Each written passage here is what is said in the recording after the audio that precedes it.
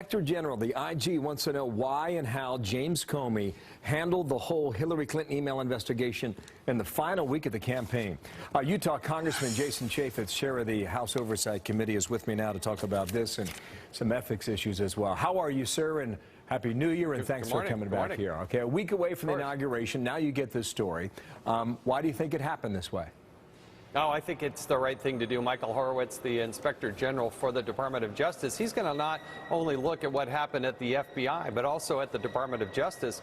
Remember, there's still questions about why is it that Loretta Lynch, the Attorney General, met with the spouse of somebody who is under an investigation. So there's lots to look at there. There's a conflict of interest within the FBI, or people who are taking hundreds of thousands of dollars in a political account.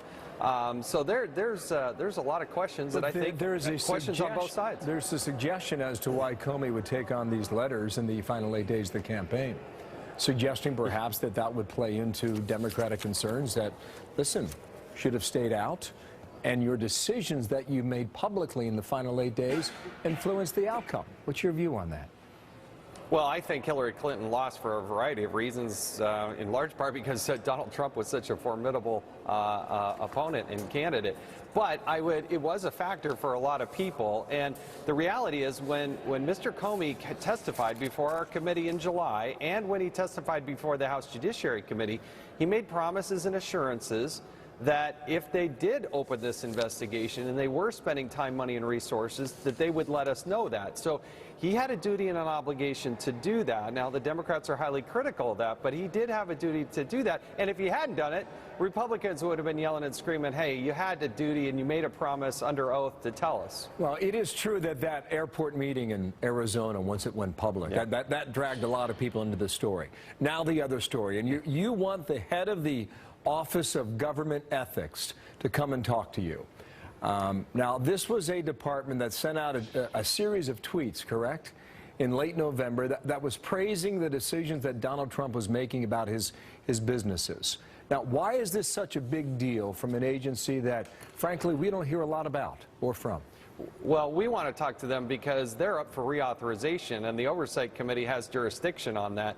We have been trying to talk to him, invited to him to come in and just meet with us. He refuses to meet with Congress. So there is no other way to do it other than to kind of force him to come in by doing these transcribed interviews. I wish he would have just voluntarily came in. Before even any of this Trump involvement came up, we had invited him in. But if you go back into the campaign, he was also making some real statements, and his press person was making statements about Hillary Clinton and the foundation. They had not done an investigation yet. They were coming to conclusions. All I really ask, Bill, is I want the person who heads up the Office of Government Ethics to be ethical. And right now, I don't see that. I see him taking positions that he has not even looked at. He seems to be in the spin room from the Democratic side of the aisle. He's an Obama donor, and I have a lot of questions for him. You have the authority. Can you take away money, yes or no, from that part of government? Well, the Congress as a whole will fund a department and agency through the appropriations process, but I can't just yank money from them. It's a very small agency, less than 100 people. But I have real questions about when they have private conversations. You go in to see the ethics officer, you're there to get some advice about how to structure something, not to have them go tweet and then send out emails and other things in a very public way. That's unethical for the ethics person to do that. Let me squeeze in this comment from Joe Biden on ethics on NBC. Watch here. President, or are you going to be a businessman? You don't do both. Has he done enough? The Office of Government Ethics, which is nonpartisan, says what he did is meaningless. No, I don't think he's done enough, and he may sink in the swamp. You know, if you don't drain it, you sink in it. A quick comment on that from the Vice President in the incoming administration. Well, first of all, to say that it's nonpartisan, he is partisan. He's donated to the Obama administration, so there's that part of the question. The other thing is, if you go look at the financial disclosures, what Donald Trump is obligated to do is that which is encoded in law. To that extent, it appears that he's done that, and that is to do the financial disclosures. Okay.